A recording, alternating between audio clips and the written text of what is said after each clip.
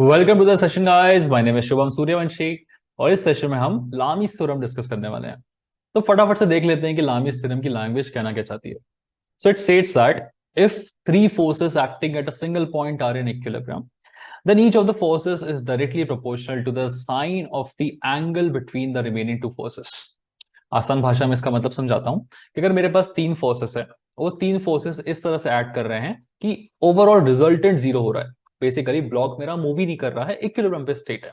ठीक है, अगर इक्विलिब्रियम स्टेट है तो हम अगर उन फोर्सेस का एंगल देख लें एक दूसरे से कितना बन रहा है। फॉर एग्जाम्पल, ये मेरा पी फोर्स है, ठीक है, ये क्यू है और ये आर है, और इनके बीच में एंगल से alpha beta and gamma.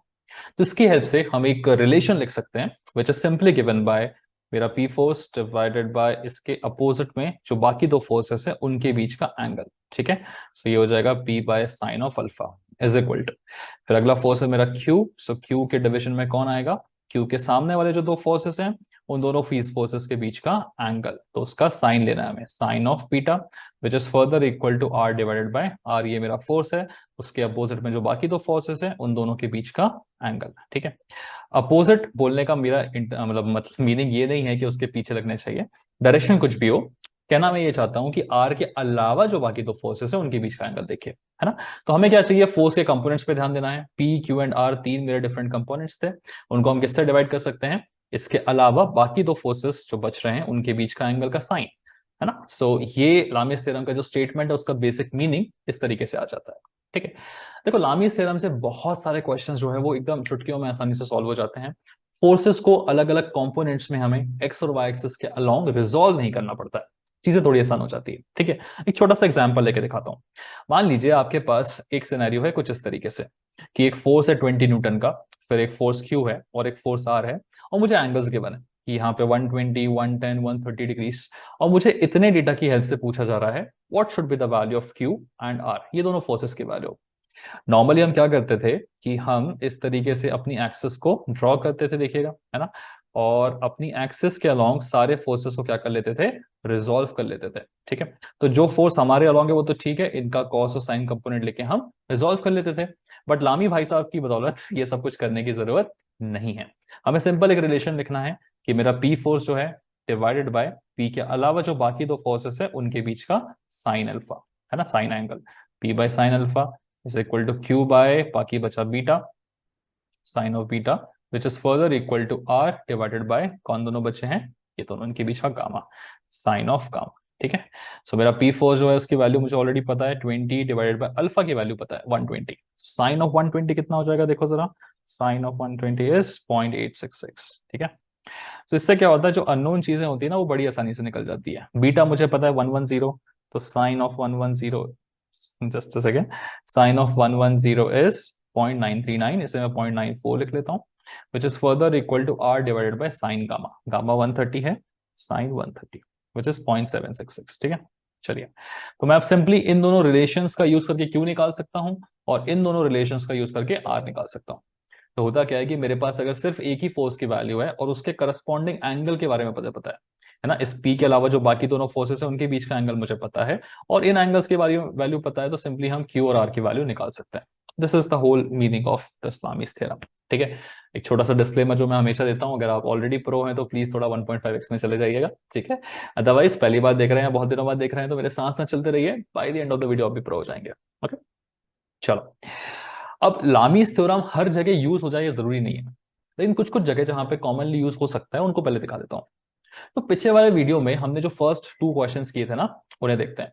So this was the very first question of the previous video, है ना। इसमें हमारे पास दो फोर्सेस थे जो अननोन थे और एक फोर्स अननोन गिवन था और एंगल्स गिवन थे। तो सिंपली हमने इसको रिजॉल्व करके सॉल्व कर लिया था, लेकिन लामी भाई साहब के हिसाब से अगर इन फोर्सेस को हम ध्यान से देखें तो इन्हें हम लामीस थ्योरम से कर सकते हैं। सबसे इंपॉर्टेंट नोट मैंने यहाँ पे भी लिखा हुआ था, लामीस थ्योरम तभी एप्लीकेबल है जब मेरे पास कितने होंगे, टोटल तीन फोर्सेस। तीन से ज्यादा फोर्स रहेंगे तो फिर मैं लामीस थ्योरम अप्लाई नहीं कर पाऊंगा, वो चीज वैलिड नहीं रहेगी।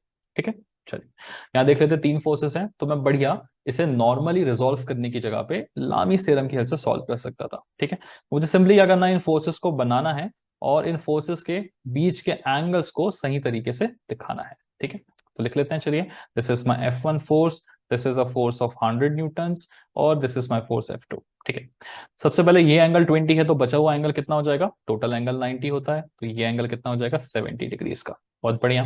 फिर यहाँ पे मुझे 40 गिवन है। ओके, अब ये 20 है और ये 40 है, तो ये बीच का एंगल तो 90 है, हमको पता है, करेक्ट है ना।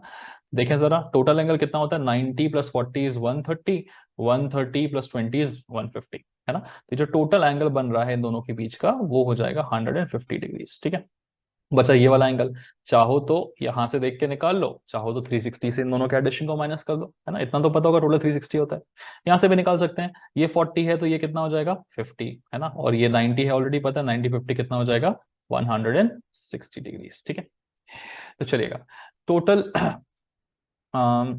सही है, 90 50 160। एक बार कैलकुलेट करके देख लो टोटल 360 आ रहा है कि नहीं। ठीक है, तो 160 50 50 होता है 300, 310, 310 प्लस 73, कुछ गड़बड़ किया क्या हमने, 60 90 150, ठीक है, 70 is okay, and this is 90 plus 50 is 140। Okay, थोड़ा गड़बड़ हो गया था यहाँ पे, 90 प्लस 50 मैंने 160 लिख दिया था, 90 प्लस 50 इज 140 होता है। ओके, हो जाता है ऑल इज वेल। सो सो 140 70 कितना होता है, 210 310 60, सही है, सही है हमारा, है ना। अब हमें क्या करना है, सिंपली लामी भाई साहब के हिसाब से जो थ्योरम होता है उसे लिख लेना है। चलिए लिख लेते हैं। तो F1 मेरा जो फोर्स है उसके अलावा जो बाकी दोनों फोर्सेस है उनके बीच का एंगल कितना है 140, तो F1 अपॉन साइन ऑफ 140 लिख देंगे, इज इक्वल टू, नेक्स्ट है मेरा F2, तो F2 डिवाइडेड बाय F2 के अलावा जो बाकी दोनों फोर्सेस है उनके बीच का एंगल कितना है 70, तो ये हो गया sine of 70 is equal to, next है मेरे पास 100 न्यूटन का फोर्स, तो 100 डिवाइडेड बाय उसके अलावा जो बाकी दोनों फोर्सेस है उनके बीच का एंगल विच इज 150, तो ये हो जाएगा साइन ऑफ 150। सिंपली इन दोनों की हेल्प से हम क्या निकाल सकते हैं, F2 निकाल सकते हैं, और इन दोनों की हेल्प से क्या निकाल सकते हैं, F1 निकाल सकते हैं। चलिए निकालते हैं।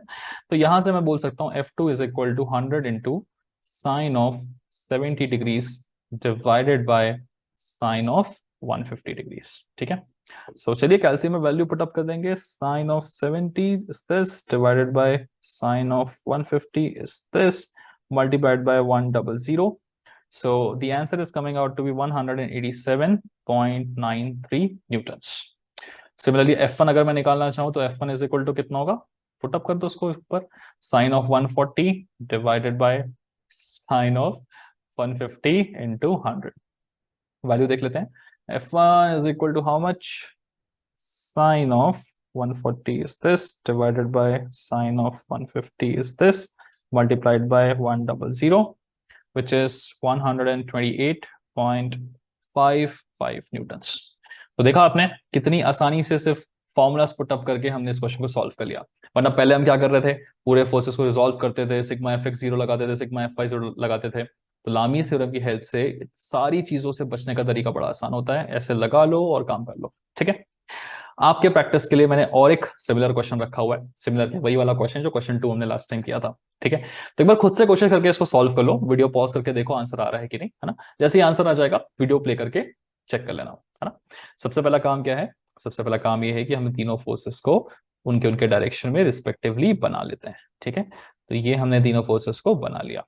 अब बस अगला काम ये है कि मुझे सारे एंगल्स को दिखाना है ना, कौन कौन सा एंगल बन रहा है कहां कहां से। ठीक है, तो सबसे पहले देखो ये 200 या 20 है, तो ऑब्वियसली बात है ये एंगल कितना हो जाएगा, टोटल 90 होता है तो ये एंगल हो जाएगा 70 डिग्रीज का। चलिए इन दोनों के बीच का एंगल आ गया, ये मेरा 60 है, और ये बचा हुआ कितना हो जाएगा, टोटल 90 होता है तो ये हो जाएगा 30, और ये एंगल कितना होता है हमारा 90, टोटल करो कितना हो रहा है ये 90 प्लस 30 इज 120 प्लस 60 इज 180, हाँ सॉरी यहां से यहां तक का चाहिए मुझे, 90 प्लस 30 इज कितना 120, तो ये एंगल इज 120। चलिए पुट अप कर देते हैं।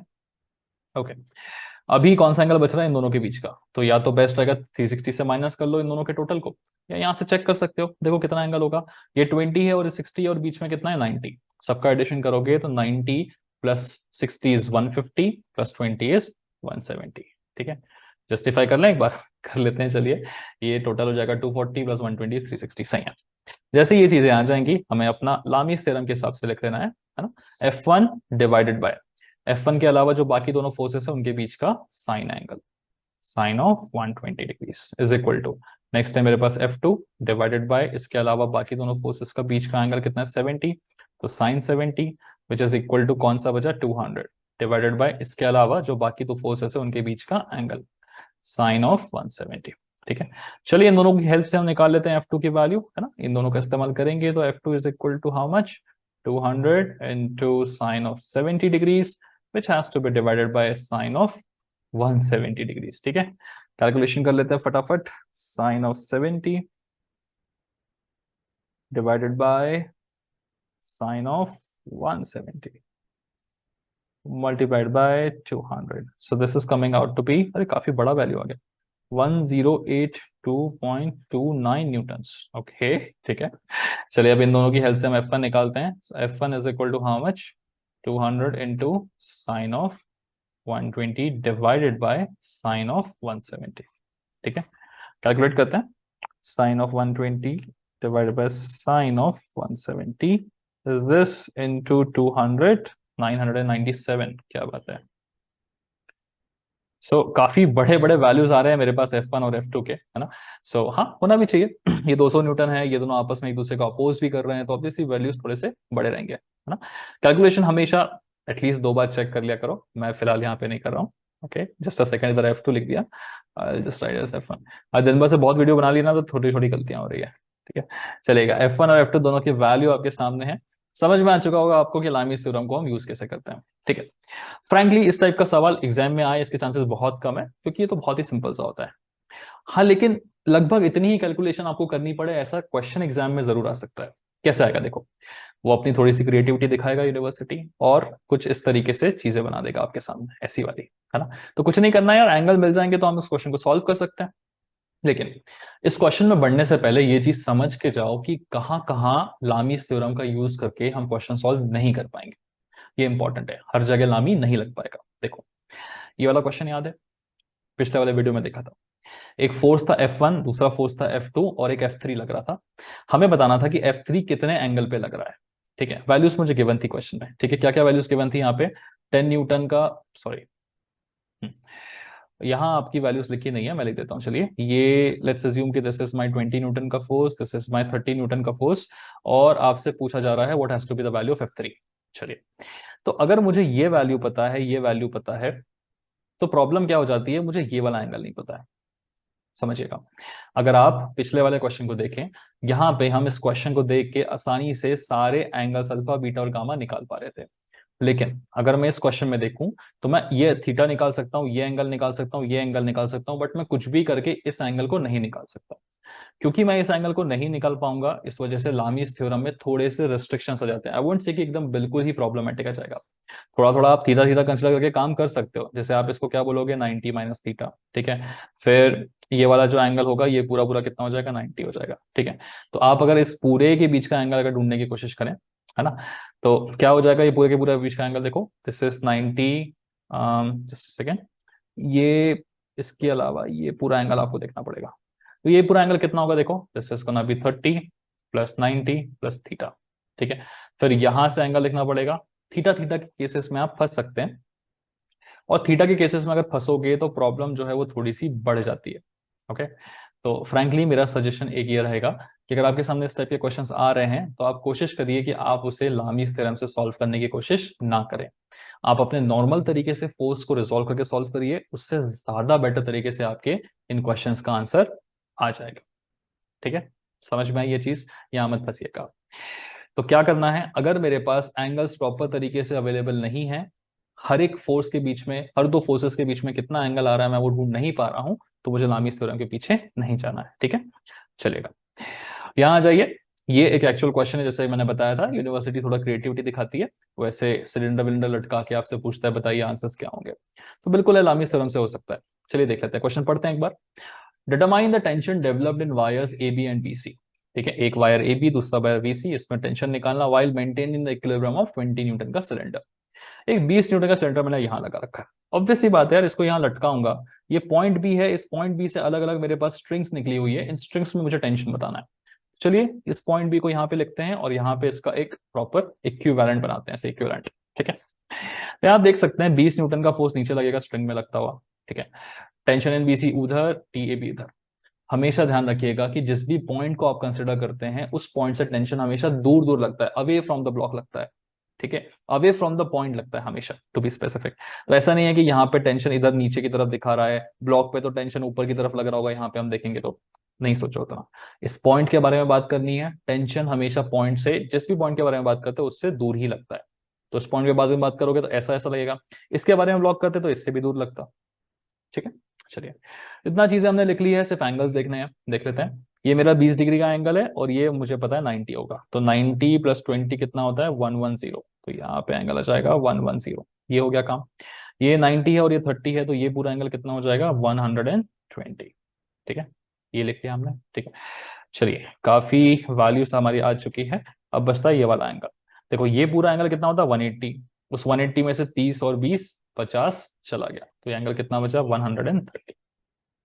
लीजिए सारे एंगल्स आ गए, बस तो खुशियां खुशियां, है ना।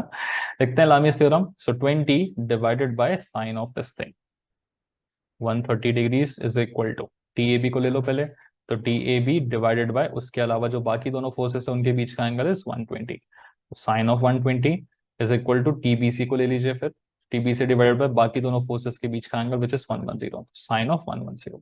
सबसे पहले इन दोनों का यूज करके हम टी ए बी की वैल्यू निकाल लेते हैं, तो टी ए बी की value will be nothing but ये ऊपर जाएगा sine of 120 degrees into 20 divided by sine of 130 degrees.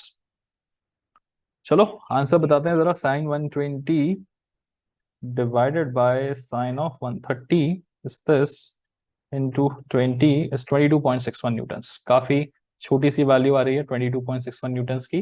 This is the value of my tension which will be occurring at the string A B. Similarly क्या करना चाहिए, अभी इन दोनों का use करके मुझे बीसी निकाल लेना चाहिए। तो tension in my string BC is equal to sine of 110 into 20 divided by sine of 130। ठीक है, so tension in my string BC will be equal to how much, sine of 110 divided by sine of 130 multiplied by 20, 24.53 Newton's. okay. देखा आपने कितनी आसानी से हमारा answer आ गया, calculation कितनी करनी पड़ी उतनी ही जितनी हम यहाँ कर रहे थे। बस फर्क कितना है कि एग्जाम में वो डायरेक्टली ऐसा दिखा के नहीं देगा आपको, है ना, उसको मजा नहीं आता इतना सिंपल दिखा के। वो बोलेगा भैया मैंने एक ब्लॉक लटका दिया है, अब बताओ इक्विलिब्रियम पे रखने के लिए कितना टेंशन होना चाहिए। कोई दिक्कत नहीं है, ब्लॉक का इक्विवेलेंट बनाओगे, फोर्सेस दिखाओगे, लामी थ्योरम से सॉल्व कर लोगे, खत्म आंसर। चलो आगे बढ़ते हैं और समझते हैं क्या क्या वेराइटी है जो आपसे पूछी जा सकती है। एक सिंपल सा क्वेश्चन और है ना, मैंने सिर्फ नंबर्स चेंज कर दिए हैं और नंबर्स चेंज करके आपके सामने दे दिया है। चाहो तो स्किप कर सकते हो, चाहो तो फटाफट से 2 मिनट में वीडियो पॉज करके नोटबुक पे अपने सॉल्व करो और चेक करो आंसर सेम आया कि नहीं, है ना। चलिए तो इसका इक्विवेलेंट यहाँ पे कुछ इस तरीके से बनेगा, करेक्ट है ना। सवाल में क्या बोला है इस बार 40 न्यूटन का सिलेंडर लटकाया हुआ है। चलिए 40 न्यूटन पहले यहाँ पर सिंपल है, ये 30 है, ये एंगल होता है मेरे पास 90 का, 90 और 30 कितना हुआ हमारे पास 120 लगा दिया। फिर ये भी मेरा 90 का होता है, तो 90 और 40 कितना हो गया 130, ये भी लगा दिया, है ना।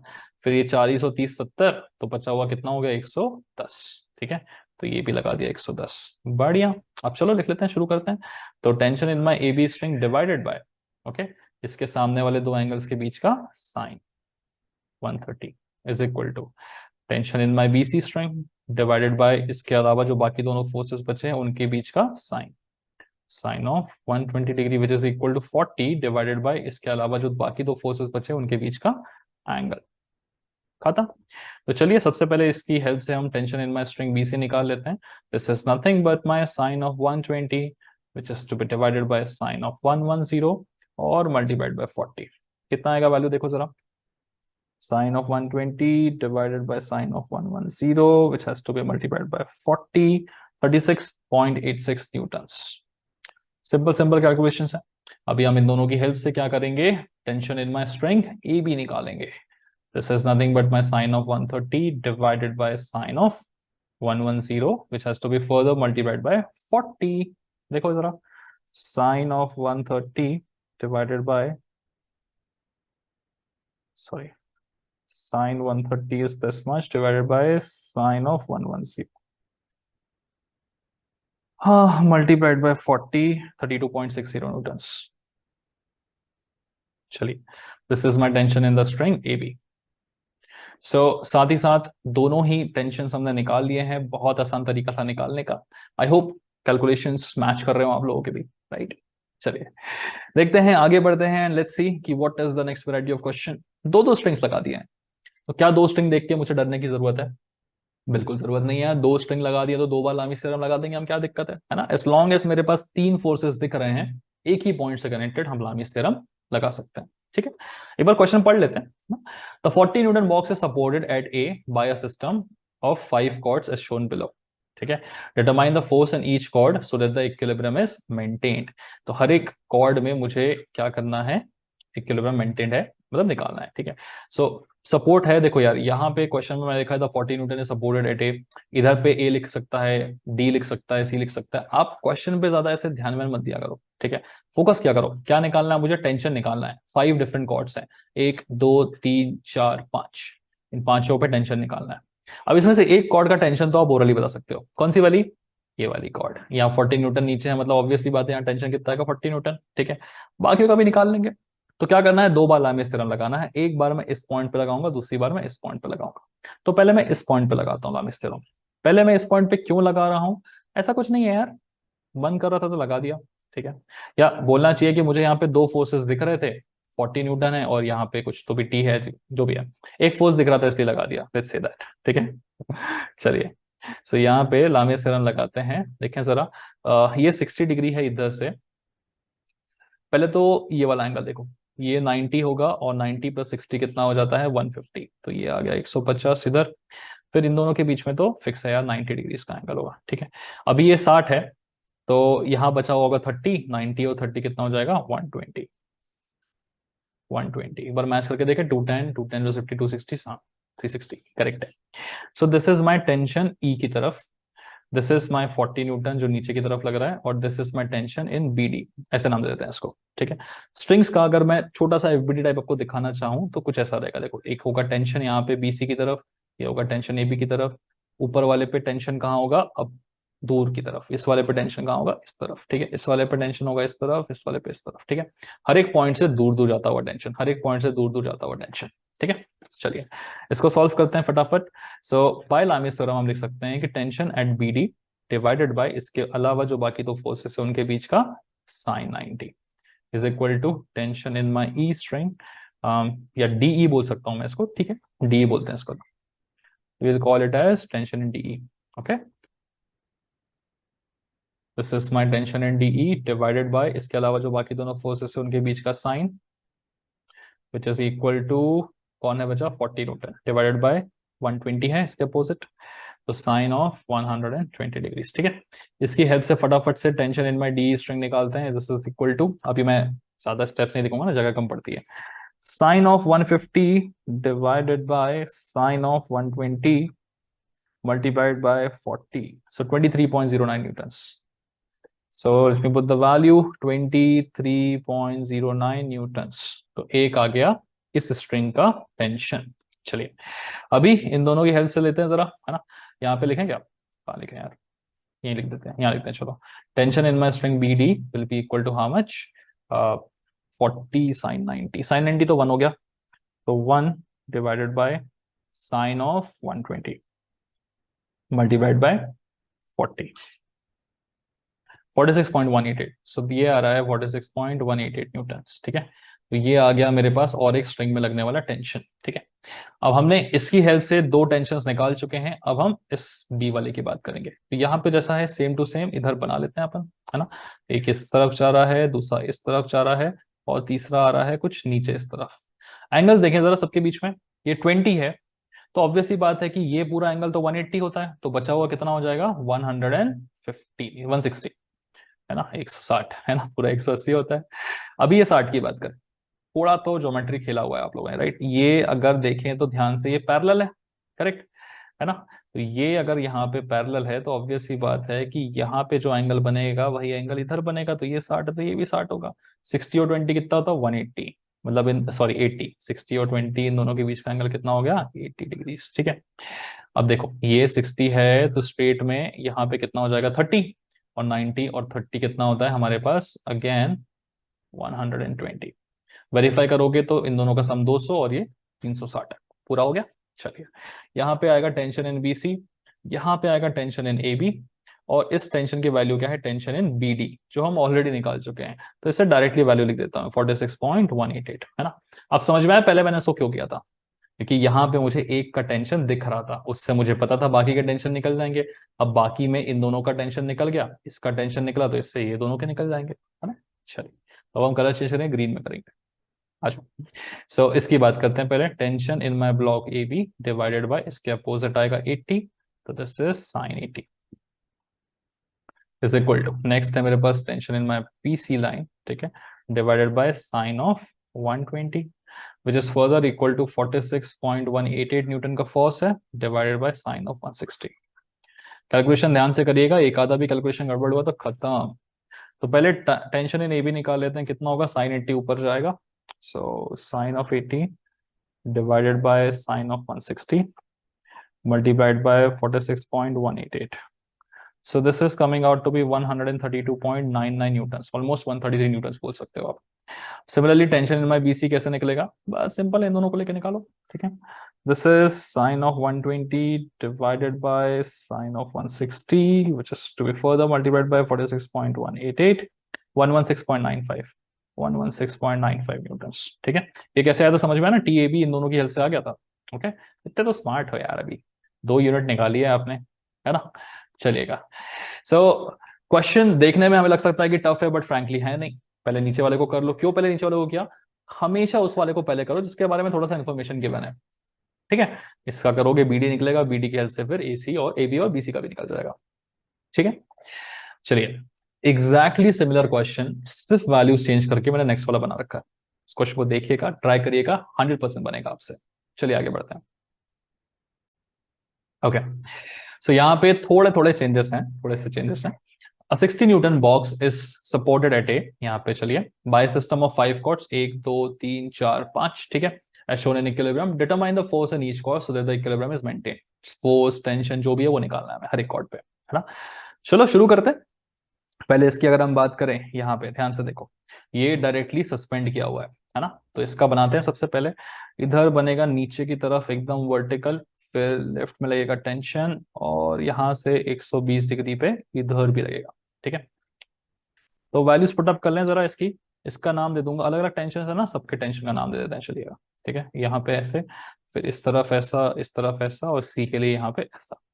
तो पहले हम A वाले की बात कर लेते हैं, ठीक है। पहले मैं किसको चूज कर रहा हूँ, A वाले को चूज कर रहा हूँ, ठीक है। सो A वाले पे देखो जरा, ये एंगल ऑलरेडी गिवन है मुझे, कितना, 120, और ये एंगल तो मुझे दिख ही रहा है कितना हो जाएगा, 90 डिग्रीज, ठीक है। तो ये एंगल कितना बचेगा बताओ, थोड़ा सा दिमाग से खेलो। ये 120 है, तो ये कितना हो जाएगा मेरे पास, टोटल 180 होता है, तो ये हो जाएगा 60, 60 और 90 कितना होता है, 150, ये बन गया, ठीक है। चलिए, कुछ कुछ किया था यहाँ पे, 60 लिखा था, हटा दे तो हटा दें, अच्छा होता है। Okay, so this is my tension acting at AC, this is my tension acting at AB बोल देंगे इसको हम, और ये तो 60 न्यूटन दिख रहा है। चलिए इसमें लगाते हैं हमारा लामीज थ्योरम।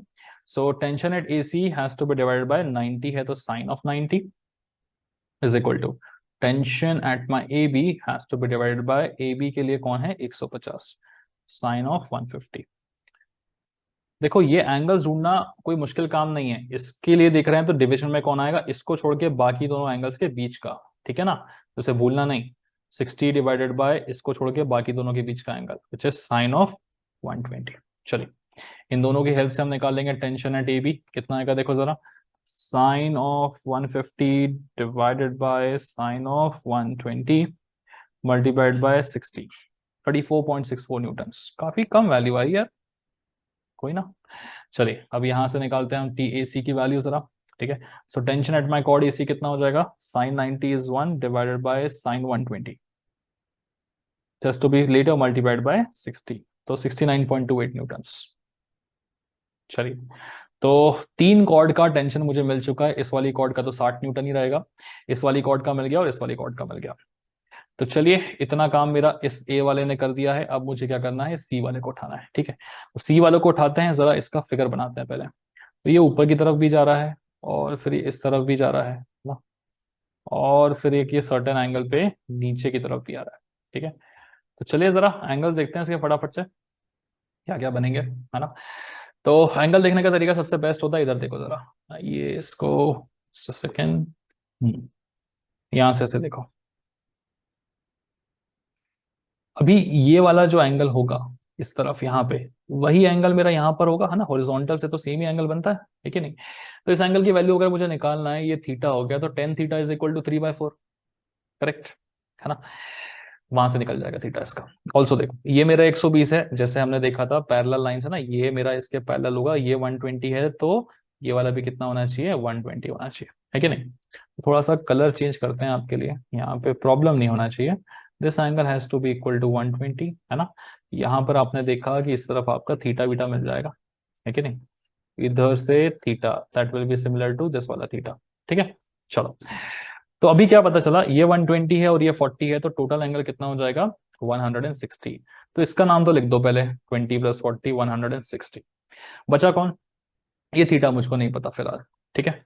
पता क्या क्या है देखें जरा, इसको मैं स्ट्रेट ऊपर की तरफ खींचूं ऐसे 90 डिग्री पे, करेक्ट। तो ये बोल सकते हैं अगर ये 40 है, ठीक है ना, तो इधर हो जाएगा कितना मेरे पास, ये 50 हो जाएगा, ठीक है। अब बस थीटा फाइंड करना है, थीटा फाइंड करोगे तो मेरा काम बन जाएगा। देखो जरा थीटा कैसे निकलेगा, यहाँ निकालें आपके लिए थीटा। तो हम बोल सकते हैं tan theta is equal to perpendicular upon base. तो theta is equal to tan inverse of 0.75, 36.86 degrees. So this is coming out to be equal to 36.86 degrees, ठीक है। अब देखो लॉजिक बड़ा सिंपल है। ये 50 है, ये पूरा 90 है, ये 36.86 है, तो ये कितना हो जाएगा, 90 माइनस 36.86, विच इज 53.13।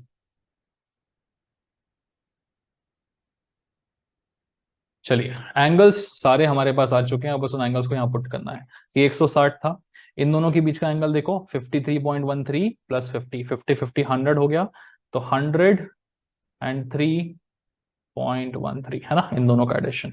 अब बचा ये वाला, या तो 360 से इन दोनों के एडिशन को माइनस कर दो, या निकाल लो यार, यहां से क्या होगा देखो जरा, ये पूरा 180 है, ये मेरा 120 है, तो ये मेरा कितना हो जाएगा, यहां से देखोगे तो ये हो जाएगा 60, और 60 के साथ में ये ऐड करोगे तो 60 + 36.86, 70 80 90 96.86। अप्रोक्सीमेट एंगल्स आ गए हैं। थोड़ा सा मेरे कैलकुलेशन के लिए मैं क्या कर लेता हूँ, इन सारे एंगल्स को ऐड करके देख लेता हूँ, ये 160 के बराबर लेके जा रहे हैं कि नहीं। सो ऑलमोस्ट 160 के बराबर लेके जा रहे हैं ये लोग, ठीक है ना। तो हमने जो एंगल्स निकाले वो सही है। 0.1 पॉइंट से थोड़ा ऊपर नीचे हो जाए तो भी चलेगा, से कोई दिक्कत की बात नहीं होती है, ठीक ठाक है वैल्यूज, समझ में आया, चलेगा। सो जैसे ही मुझे एंगल्स मिल जाएंगे, हमें क्या करना चाहिए, अपनी लामीस का थ्योरम लगाना चाहिए।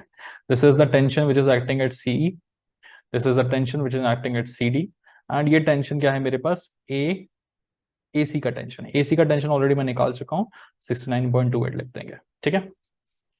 ये फिलहाल मेरे लिए रफ वर्क है, मैं मिटा रहा हूँ, मेरे पास जगह नहीं पड़ती है, आप मत मिटाइएगा, आपका चेक करेगा ना एग्जामिनर, ठीक है।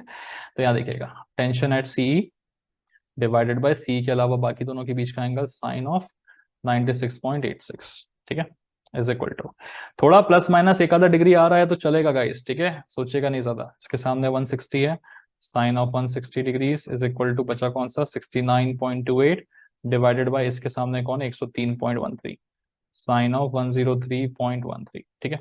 चलिए इसका यूज करते हैं पहले, tension at my C D कितना होगा, sine of 160 divided by sine of 103.13 multiplied by 69.28, 24.33 newtons. ये आ गया मेरे पास सी डी में लगने वाला टेंशन। नेक्स्ट अब इन दोनों का इस्तेमाल करते हैं हम जरा, यहां से क्या निकलेगा, सीई में लगने वाला टेंशन, ठीक है। Sine of 96.86 divided by sine 103 point multiplied by 69.28, 70.63 newtons. आपके अपने कैलकुलेशन में प्लस माइनस 2-4 न्यूटन हो रहा होगा, तो प्लीज रिलैक्स करिएगा, कोई ऐसे टेंशन की बात नहीं है। 5 टेंशन मुझे निकालने थे, एक टेंशन तो यहाँ हो गया 60 न्यूटन का, दूसरा आ गया ए बी, फिर आ गया ए सी, फिर आ गया सी डी, फिर आ गया सी, ठीक है। सारे टेंशन हम निकाल चुके हैं। मेजर चैलेंज क्या होता है यहाँ पे आपको समझ में आ गया होगा कि एंगल्स हमें ढूंढना है। एंगल्स अगर हमने ध्यान से ढूंढ लिए तो काम बन जाता है। ठीक है, चलेगा। सो क्वेश्चंस ऐसे डिफरेंट डिफरेंट वैरायटी के आपके पास आ जाते हैं, निकालना आपको सीखना चाहिए। ओके, आगे बढ़ते हैं। सो जैसे कि हमने कहा था, क्या होता है यूनिवर्सिटी, कुछ नहीं करती है, बस अलग अलग टाइप के चीजों को लाके थोड़ी क्रिएटिविटी दिखा के क्वेश्चन बनाती है। तो ये क्वेश्चन बहुत कॉमन है, मई 2014 में पूछ लिया है, 16 में भी पूछा है, 17 में भी पूछा है, और हर बार 6 नंबर का पूछ रहा है। ठीक है, देखिए जरा, दिखने में बड़ा हाईफाई लग रहा है क्वेश्चन, बट सिंपल है। देखो, 3 cables are joint at the junction C. बहुत बढ़िया, 3 केबल ज्वाइन कर दिया, मतलब लामी भाई जिंदाबाद, लामी स्वरम लगेगा। Determine the tension in the cable AC and BC. तो एसी और बीसी पे टेंशन निकालना है, caused by the weight of the 50 KG cylinder. ये सिलेंडर है मेरे पास 50 किलो का, तो फटाफट से इस 50 किलो का वेट निकालो जरा। वेट क्या होता है, एम इंटू जी। तो 50 इंटू 9.81, ये कितना हो गया, 490.5 न्यूटन। तो 490.5 न्यूटन का लग रहा है वेट। जैसे ये वेट लगा यहाँ पे, वैसे ही क्या होगा, टेंशन क्रिएट होगा। ये एक सिंगल स्ट्रिंग है, यहां से यहां तक पूरी की पूरी, तो सिंगल स्ट्रिंग में हमेशा टेंशन सेम होता है। तो यहाँ पे लगने वाला टेंशन की वैल्यू मुझे आ चुकी है 490.5 न्यूटन। ठीक है, अब हमें एक शरीफ इंसान की तरह क्या करना चाहिए, जो फिगर दिया है उसके हिसाब से उसका एक इक्विवेलेंट बना लेना चाहिए। जैसे ही हमारा इक्विवेलेंट बन जाएगा, लामी भाई को याद करेंगे हम और चीजें सॉल्व कर लेंगे। Tension at A C, tension at B C, this is 490.5। ठीक है, एंगल ढूंढना बाकी है। अब देखो, ये एंगल 15 का है, ये 45 का है, ये 30 का है। तो ऑब्वियस सी बात है कि अगर मैं यहाँ पे 45 देखूं, एक तो ये एंगल पूरा भी निकाल सकते हो, तो ये एंगल तो डायरेक्टली मिल जाएगा आपको। कितना हुआ, 180 से माइनस करो जरा, 45, 55, 65, 75। 180 माइनस 75 इज 105। तो ये तो 105 हो गया, ये डायरेक्टली हम बोल सकते हैं दिस इज 105 डिग्रीज। ठीक है, अब यहाँ वाले एंगल की बात करें, कुछ नहीं है यार, सिंपल तरीका। कैसे करोगे, एकदम वर्टिकल खींचो ऊपर की तरफ, खींचा। अब देखो, अगर ये यहाँ पे 45 बना रहा है, तो ये भी यहाँ पे कितना बनाएगा, 45 भी बनाएगा ना बस। Parallel lines intersected by transversal, ये दोनों एंगल्स इक्वल होते हैं। ये 15 है, तो बचा हुआ एंगल कितना होगा, देखो ये पूरा 90 है, तो ये कितना हो जाएगा, 75। ठीक है, तो इन दोनों का एडिशन करेंगे तो 75 plus 45 is how much, 75 plus 45 is 120। तो ये एंगल कितना बनेगा, 120 का। इन दोनों के बीच में बनेगा कितना, 120। अब चाहो तो ये वाला कैलकुलेट कर लो, या फिर इन दोनों का एडिशन करके 360 से माइनस कर दो। तो ठीक है, कैलकुलेट कर लेते हैं, क्या दिक्कत है। ये 15 है, ठीक है, इसको और नीचे लेके आए क्या, ये वाली लाइन, पतली वाली लाइन को, ये पतली वाली लाइन जो थी, पूरा लेके आते नीचे, चलो। तो ये 30 है, तो ऑब्वियस सी बात है, ये भी कितना बनेगा, 30 बनेगा, है कि नहीं। ये हो गया 30। अब ये 30 है, ये मेरा 90 है, और ये मेरा 15 है। तो यहां से यहां तक का जो पूरा एंगल होगा वो कितना होगा, देखो जरा, 30 plus 90 plus 15, 90 plus 30 is 120, plus 15 is 135, 135 degrees. चलिए, एंगल्स हमारे आ चुके हैं, सिंपल नामी भाई साहब के हिसाब से अब शुरुआत कर लेते हैं। So tension at A C divided by 135 है, तो sine of 135 is equal to, next क्या है, tension at B C divided by, इसके अपोजिट में 120 है, तो sine of 120 is equal to, देखो एग्जैक्टली यूनिवर्सिटी का नहीं लिया था मैंने क्वेश्चन, फॉर्मेट पूरा सेम था, नंबर्स बस थोड़े से चेंज किए थे। इसके अपोजिट में बचे दोनों फोर्सेस के बीच का एंगल 105। ठीक है, तो ऐसे उसका फायदा बताता हूँ क्या होता है। देखो, मैं यहाँ पे आपको एक सिमिलर क्वेश्चन करा रहा हूँ, इसी टाइप का क्वेश्चन आपकी बुक में भी रहेगा, जिसका थोड़ा सा न्यूमेरिकल नंबर अलग रहेंगे बस। हो सकता है यहाँ 50 के 40 केजी लिखा हो, या 45 के 40 डिग्री लिखा हो। इंपॉर्टेंट ये है कि आप यहाँ से सीख जाओगे तो वहां खुद से ट्राई कर पाओगे, और एक प्रैक्टिस भी हो जाएगी आपकी, है ना। हालांकि जितने मैं यहाँ करा देता हूँ, उसके बाद आई डोंट थिंक आपको प्रैक्टिस की जरूरत पड़नी चाहिए, या पड़ेगी। पड़ेगी तो भी देख लेंगे यार।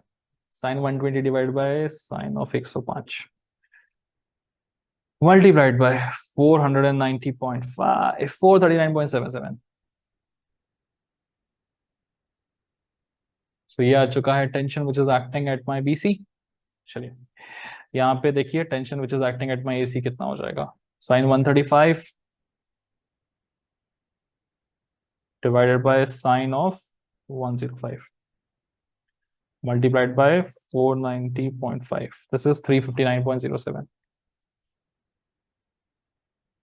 चलिए, सो दोनों ही जगहों पे एक्ट करने वाला टेंशन हमने निकाल लिया। सही किया ना कैलकुलेशन, वैसे डर ही लगता है, चलेगा।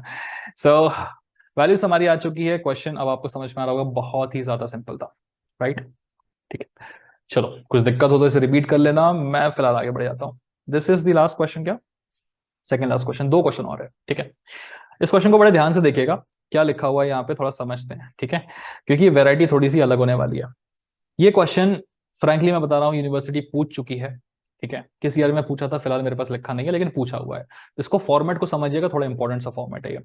सवाल है, determine the range of values of force P for which both the cables shown remain taught.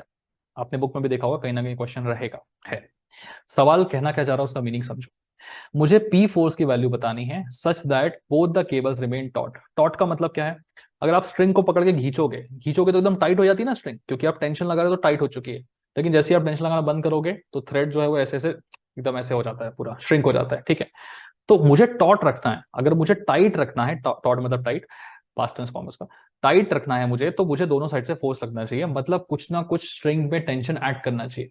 जैसे पे स्ट्रिंग पे ऐड करने वाला टेंशन जीरो हो गया, तो वैसे स्ट्रिंग क्या हो जाएगी, टॉटलेस हो जाएगी, मतलब वो टाइट नहीं रहेगी, ठीक है। तो मुझे मेक श्योर करना है स्ट्रिंग टाइट रहे।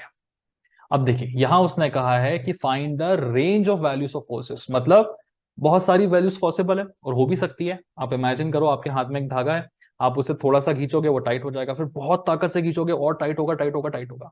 तो मतलब आप बहुत धीरे से खींच के भी टाइट रख सकते हो, बहुत तेज खींच के भी टाइट रख सकते हो, करेक्ट है ना।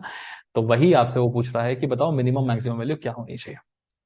अब समझो, इमेजिन करो कि यहां पर आपने इस तरीके से एक वुड का कुछ प्लेटफॉर्म है, वहां पे दो स्ट्रिंग्स को लटका दिया है, ठीक है। फर्स्ट मैंने एक एसी वाली स्ट्रिंग को लटकाया, दूसरा मैंने एक बीसी वाली स्ट्रिंग को लटकाया। थोड़ी देर के लिए मैं इस पी फोर्स को भूल जाता हूं। अगर मैं इस पी फोर्स को भूल जाऊं तो यहां देखोगे आप 400 न्यूटन का फोर्स। अब इस 400 न्यूटन के फोर्स से आप इसे खींच रहे हो, खींचोगे तो क्या होगा कि मेजर कंपोनेंट जो टेंशन का है वो एसी के आसपास क्रिएट होगा। क्या बीसी के आसपास टेंशन का कंपोनेंट जीरो होगा, जीरो नहीं होगा, क्योंकि ये 400 को अगर मैं थोड़ा रिजॉल्व करके देखूं तो टेक्निकली ये 400 कैसे लगेगा, साइन कंपोनेंट लगेगा, कॉस कंपोनेंट लगेगा, ठीक है। तो ऑब्वियस ही बात है कि ये 400 जो है थोड़ा नीचे लग रहा है, थोड़ा साइड में लग रहा है, कहीं ना कहीं आपका टेंशन एसी और बीसी में शायद दोनों में क्रिएट हो रहा होगा, या हो सकता है कि सिर्फ एसी में क्रिएट हो। लेकिन एक चीज की गारंटी है कि ज्यादा टेंशन अगर आप सोचोगे कहाँ क्रिएट होगा, तो वो एसी में ही क्रिएट होगा ज्यादा टेंशन। क्यों होगा ज्यादा टेंशन क्रिएट, क्योंकि जब आप उसको ऐसे पकड़ के खींच रहे हो तो खींचने से ये स्ट्रिंग टाइट हो रही है, ये तो थोड़ी सी ढीली सी हो जा रही है, ठीक है। तो अगर मैं चाहता हूं कि ये स्ट्रिंग में भी टेंशन क्रिएट हो, तो मुझे क्या करना पड़ेगा, कुछ ना कुछ फोर्स यहां से लगा के भी खींचना पड़ेगा। तो जैसे ही मैं फोर्स को यहां से लगा के खींचने की कोशिश करूंगा, तो होगा क्या कि इस स्ट्रिंग में भी टेंशन आना शुरू हो जाएगा। समझ में आया क्या हुआ। अगर मैं इस फोर्स को हटा दूं तो सारा का सारा फोर्स क्या कर रहा है, इधर पुश कर रहा है, मतलब सारा का सारा टेंशन एसी पे क्रिएट हो रहा है। जैसे ही आप इस पी फोर्स को लगाओगे तो थोड़ा सा फोर्स इधर आने की वजह से बीसी में भी टेंशन क्रिएट होना शुरू हो जाएगा। तो just at that particular moment जहां पे बीसी में टेंशन क्रिएट होना शुरू हो रहा है, हमने थोड़ा सा फोर्स लगाया पी और बीसी में भी टेंशन क्रिएट होना शुरू हो गया। फिर हम और फोर्स लगाएंगे, लगाते लगाते लगाते एक मोमेंट आएगा जब हम बहुत तेजी से खींचेंगे, इतना तेजी से हम खींचेंगे इसको कि इस एसी पे यहाँ जो 1400 लग रहा है ना, वो इस पे एकदम पूरी तरह से खींच ही नहीं पाएगा इसको। ये पी इतना ज्यादा स्ट्रांग हो जाएगा कि ये पी जो है वो एकदम पूरी तरह से पूरे सिस्टम को खींचेगा।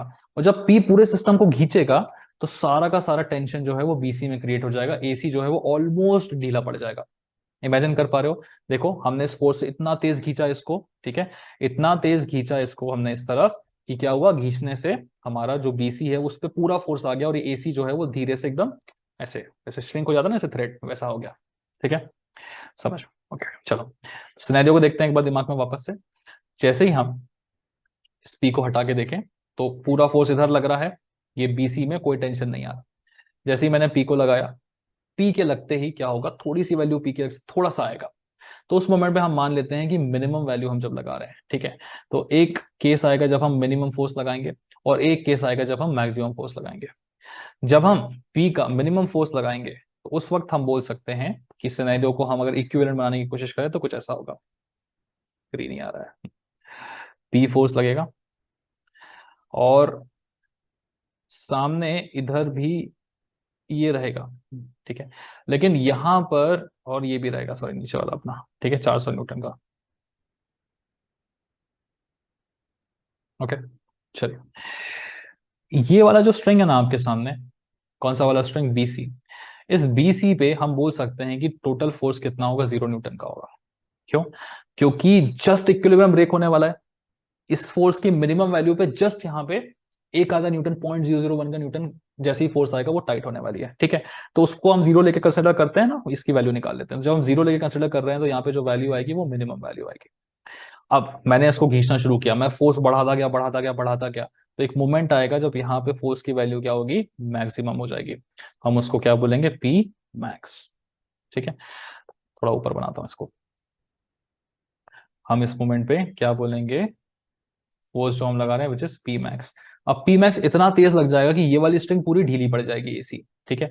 एसी ढीली पड़ जाएगी तो एसी पे लगने वाला फोर्स कितना हो जाएगा, जीरो, और सारा का सारा टेंशन किस पे लग रहा होगा, बीसी पे लग रहा होगा, ठीक है। तो उस मोमेंट पे हम बोलेंगे कि यहाँ पे जो एसी लग रही है वो पूरी तरह से ढीली पड़ चुकी है, इस पे 0 न्यूटन का फोर्स आएगा, पूरा का पूरा टेंशन टीबीसी पे क्रिएट होगा, और ये 400 न्यूटन तो है यहाँ पे। इधर भी लिख दो, ये पूरा 400 न्यूटन है, सारा का सारा टेंशन यहाँ किस पे लग रहा है, एसी पे लग रहा है, ठीक है। चलिए, सो समझ में आ गया, दो सिनेरियो बनेंगे। एक, थोड़ा सा फोर्स लगाया तो जस्ट इस पे टेंशन क्रिएट होना शुरू किया, उस समय इसको जीरो मानो, that is the minimum force, ठीक है, इसको जीरो मानेंगे। दूसरे केस में बहुत तेज फोर्स लगाया, इतना फोर्स लगाया कि इस पर टेंशन लगना ही बंद हो गया, तो उस समय पे मैक्सिमम फोर्स।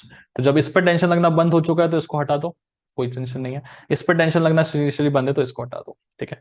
तो ऐसे दो केसेस मिल जाएंगे सॉल्व करने के लिए। चलिए, बस अब क्या करना है, थोड़ा सा एंगल्स देखना है, एंगल पुटअप करना है, आंसर निकालना है ना। चलो, तो ये अगर 50 है, ये 90 है, तो 90 प्लस 50 कितना हो गया, 140। तो ये एंगल तो मुझे दिख रहा है 140 डिग्रीज। ये 40 है तो बचा हुआ एंगल कितना हो जाएगा, 50। तो ये एंगल हमें ऑलरेडी पता है कितना, 50। अब इसको निकालने के लिए थोड़ी मेहनत कर सकते हैं क्या, कर लेते हैं, चलो यार। ये चाहिए, सॉरी, ये एंगल चाहिए ना मुझे पूरा का पूरा। तो कैसे करें, देखो, ये 50 है तो ये कितना हो जाएगा, 40। ये 40 है तो ये कितना हो जाएगा, 50, ठीक है। अब देखो, यहां से लेके यहां तक का पूरा एंगल चाहिए अपने को, correct.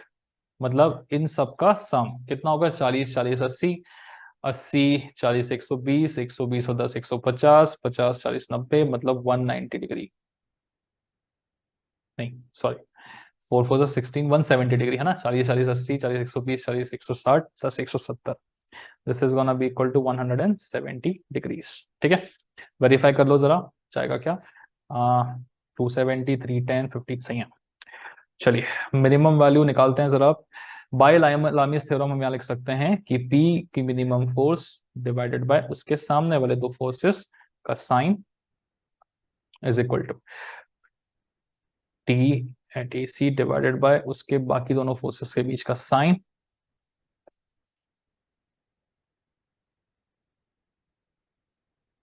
140 is equal to 400 divided by उसके अलावा जो दो फोर्सेस है उनके बीच का साइन। आई होप सिनेरियो आपको समझ में आया होगा। ये क्वेश्चन आ चुका है एग्जाम में, प्लीज ध्यान से करिएगा इसको।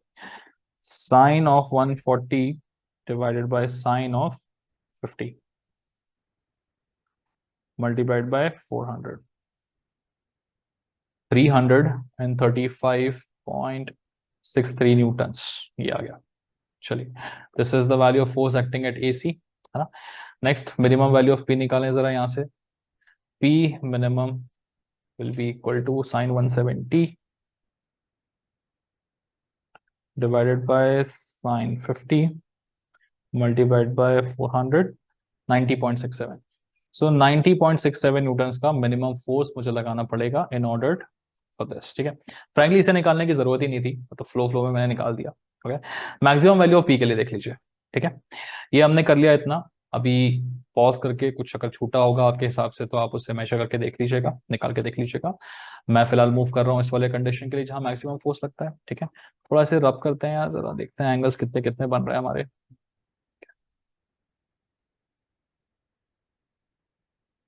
सबसे पहले मुझे चाहिए एंगल किस किस के बीच का, इसके और इसके बीच का। तो स्वाभाविक है यार, ये तो पूरा हो गया 90, 90 प्लस 40 इज 130, ये मिल गया 130 डिग्रीज का एंगल, है ना। देखिए 90 40 130। अब किस किस का चाहिए, इन दोनों के बीच का, 50 40 90, तो ये एंगल मिल गया मुझे 90 डिग्रीज का, ठीक है। अब चाहिए इन दोनों के बीच का, तो this is 90 plus 50, what is 90 plus 50 is 140, हो गया। चलो, अब इसी चीज को हम जरा अपने ग्रीन कलर से कर लेते हैं यहाँ पे, है ना। So the maximum value of P लिखें, पी मैक्स डिवाइडेड बाय उसके सामने 90 है तो sine 90 is equal to 400 divided by उसके सामने sine of 130 which is equal to tension at BC divided by sine 140।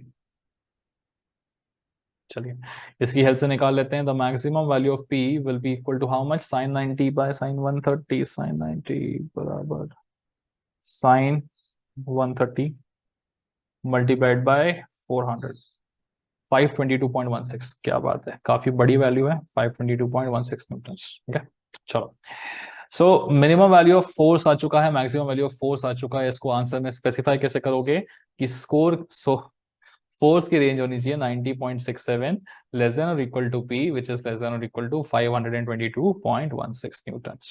ठीक है newtons. So this is how you will be representing the force, the range of forces. ठीक है सो 90 Newton लगाओगे तो just यहाँ पे टेंशन आएगा और बहुत ज्यादा, मतलब 522.16 लगा दिया तो यहाँ पे टेंशन एकदम जीरो हो जाएगा, मैक्सिमम टेंशन हो जाएगा यहाँ पे। ठीक है चलिए, सिर्फ वैल्यूज चेंज करके मैंने एग्जैक्टली सिमिलर क्वेश्चन यहाँ पे बना रखा है ना। इस क्वेश्चन को मैं सॉल्व करके दिखाऊंगा डेफिनेटली, बट पहले आप इस वीडियो को पॉज करिएगा, एक बार खुद से ट्राई करिएगा, जैसे ही हो जाता है तो फिर देख लीजिएगा, चेक कर लीजिएगा सही आया या नहीं, है ना।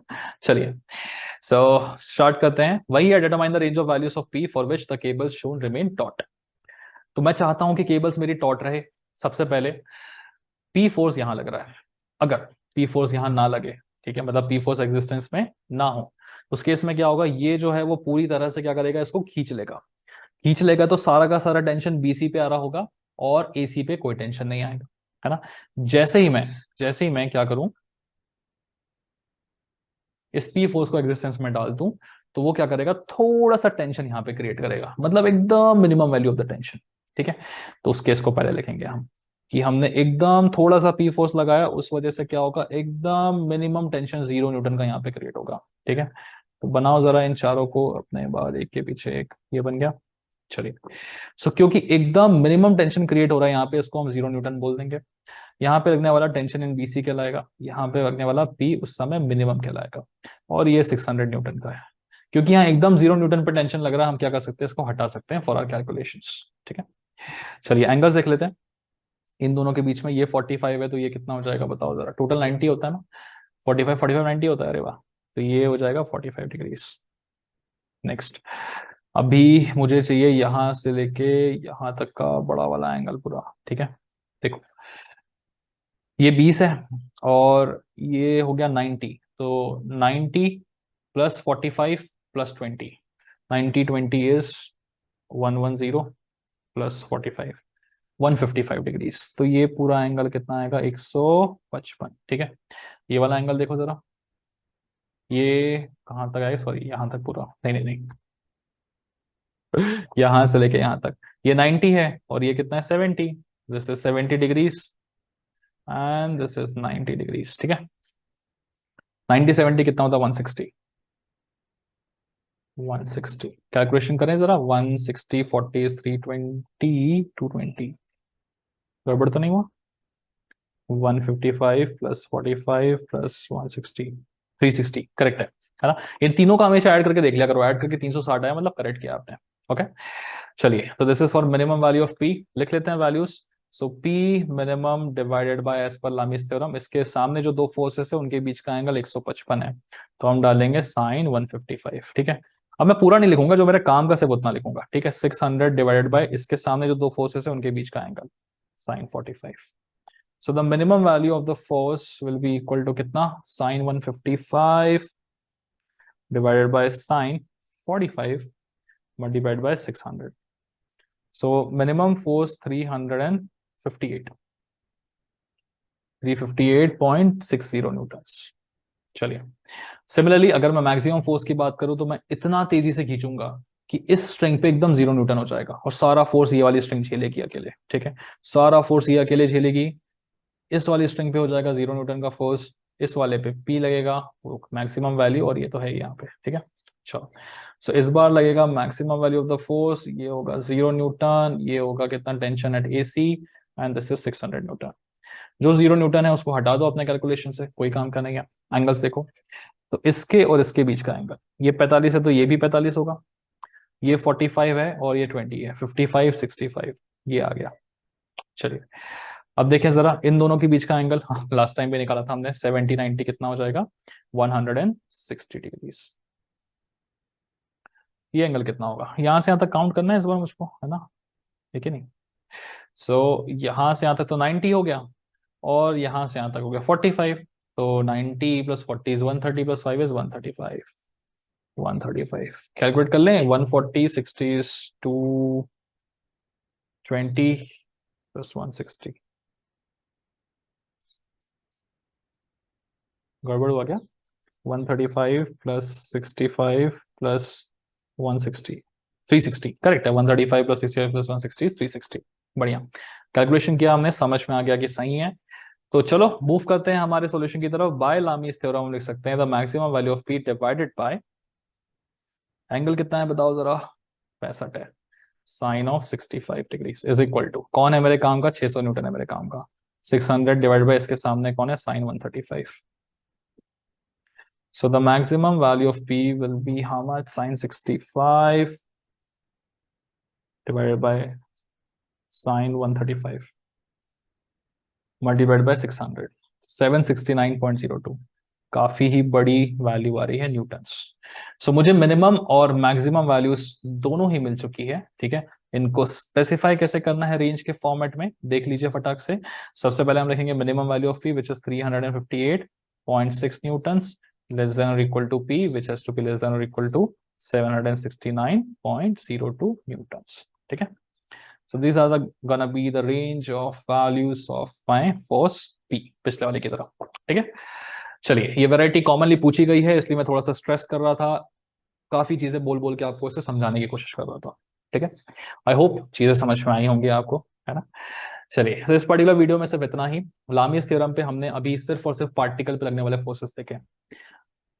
पार्टिकल बताओ, स्टार्टिंग में हमने देखा था ना, दो चीजें पढ़नी है, एक पार्टिकल पे लगने वाले फोर्सेस, दूसरा रिजिड बॉडी में लगने वाले फोर्सेस। रिजिड बॉडी मतलब स्पीयर सिलेंडर वहां पर, है ना। तो अभी पार्टिकल का हमने देख लिया, अगले वीडियो में हम थोड़ा सा एक रिजिड बॉडी उठाएंगे, स्पीयर उठाएंगे, सिलेंडर उठाएंगे, उस पर अलग अलग फोर्सेस लगा के देखेंगे कि लामीज थ्योरम से हम कैसे उन फोर्सेस को रिजॉल्व करे बिना आसानी से सॉल्व कर सकते हैं, ठीक है। ये जो आपको दिख रहा है ना यहाँ पे ये बॉक्स, हाँ ये पार्टिकल जैसा नहीं है, थोड़ा बड़ा सा दिख रहा है, बट उसका रोल भी पूरा पार्टिकल जैसा ही है, ठीक है। तो कुछ खास फर्क नहीं पड़ता, ठीक है। चलेगा, आगे बढ़िए नेक्स्ट वीडियो की तरफ।